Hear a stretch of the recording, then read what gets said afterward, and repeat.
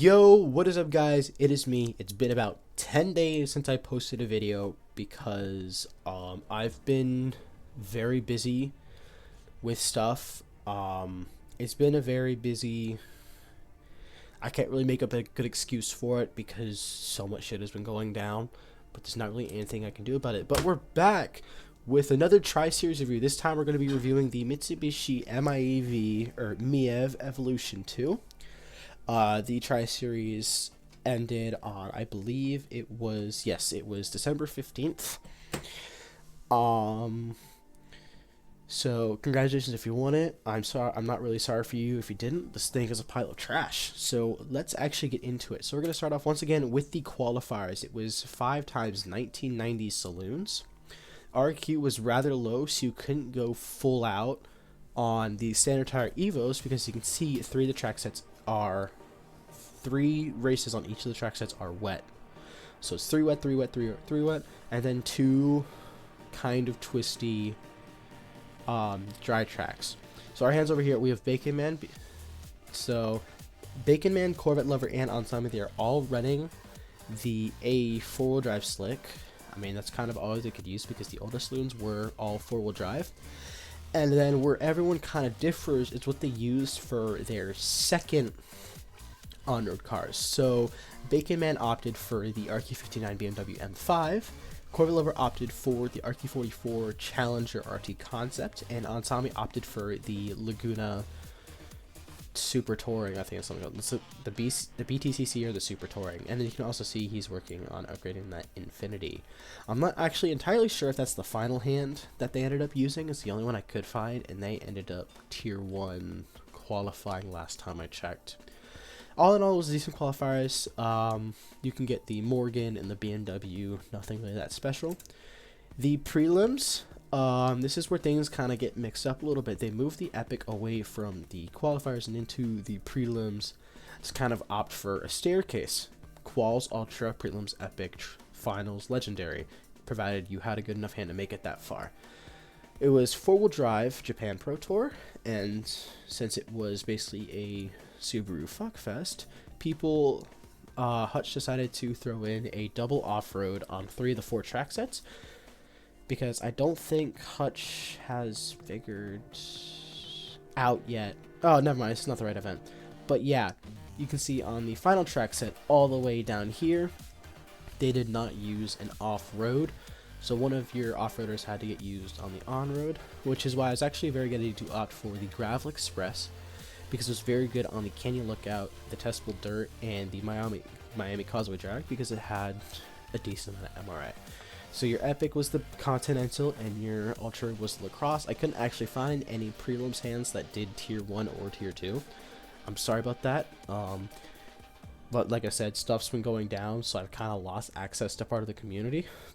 And then we head to the finals. This is a bit of a clustered page, I'm sorry. The requirements were 2014. Your prizes, otherwise, you had the Lotus Exceed, I think it was the Cup 430, Mercedes Roadster, Morgan Eva GT Concept, and the Cadillac Evoque.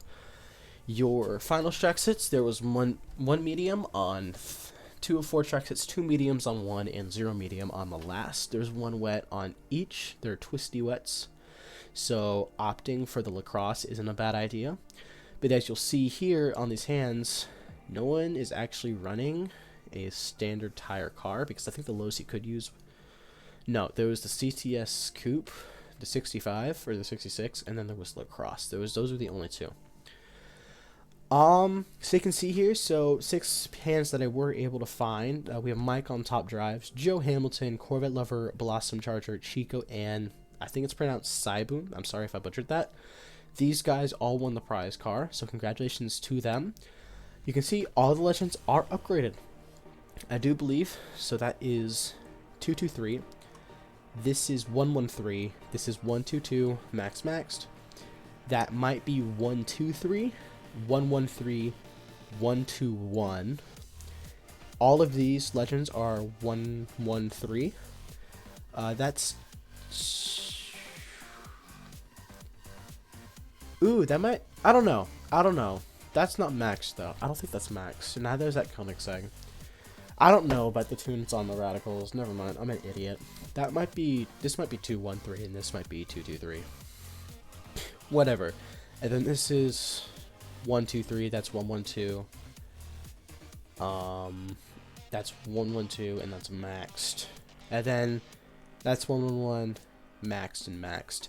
So, you know, once again, Tri-Series embodying Tri-Series is upgraded legends, there's maxed epics, and Cybin was actually lucky to get in with the Ultra, and so was Blossom, because using an Ultra in the finals, in any finals these days, is kind of dodgy, and especially those two, especially with Cybin using that as his wet car as well. That's a very interesting choice, because he has to double city and wet, like here. So we're gonna congratulations to everyone that won. I'm kind of just yapping now. So I think the big thing that everyone's talking about is how Hutch managed to release the Evolution 3 before the Evolution 2. So if you won the Evolution 3, there was no reason to win the Evolution 2. Besides, they're both two kind of terrible cars. There's no reason in really opting for them. Okay, they're not terrible. They're subpar, I think is a better way to describe them, as you can see here. So the MiEV 2, the first comparison over here, it's it versus the ECV, and you can see that the MiEV is winning everything that is hyper twisty. So car park, G-force, slalom, twisty circuit, twisty road, fast circuits, because it does have more MR in the ECV. It's like 93 against like I think 72. And the Laguna Seca, meanwhile the ECV takes hairpin, indoor karting, normal slalom, MiEV when standing, and then canyon tour. And then if we move over here, we have General Japan. As you can see, the MiEV wins absolutely nothing. The only thing it'll be is four-wheel drive counterparts. And then this is the four-wheel drive slick niche, where the MiEVs actually have a use for everything below our Q100 except for the 9X8. So they're both going to kind of still be shitty, but they will perform well because everything above it hasn't been released yet, or most of it hasn't been released yet, so they still do have a place for those top wheels. If it is a four-wheel drive slick event, all of those cars will be useful. As you can see, the only thing ECV wins here is indeed the slalom test, and the Calsonic is not really usable as much anymore, unfortunately. RIP. So yeah, that's kind of it. Rather shorter review this time, so I didn't have as many hands to go over and stuff like that. So the overall Tri-Series rating, I'm giving a 6 out of 10 because the prize car rating honestly kind of drags it down. Prize car is a 3 out of 10. It'll get use in that four-wheel drive slick niche, and that is about it. The requirement, 7 out of 10. 2014 isn't exactly a bad year. I know there's one instance of me kind of bad-mouthing 2014 where I tried to make a connection because the MiEV 3 was one using 2004, and I know that was definitely worse requirements. I take that back. 2014 is actually decent. And then Traxxas rating 8 out of 10. They were mostly straightforward. One wet, one medium, or two. And I think that's the only thing that made it lose points was the fact that that it's one medium, two medium, no medium. That's kind of inconsistent. That's about it. That's about a quick review. Jesus Christ. I probably talk like way too fast. Yeah, it's about it. Upcoming videos, I can only guarantee, I think, 2 more videos for December. It's going to be a giant carbon fiber compilation because I missed November's drop date. So I'm going to just put them all, whatever I have, into one big compilation. Spoiler alert, there is a legendary.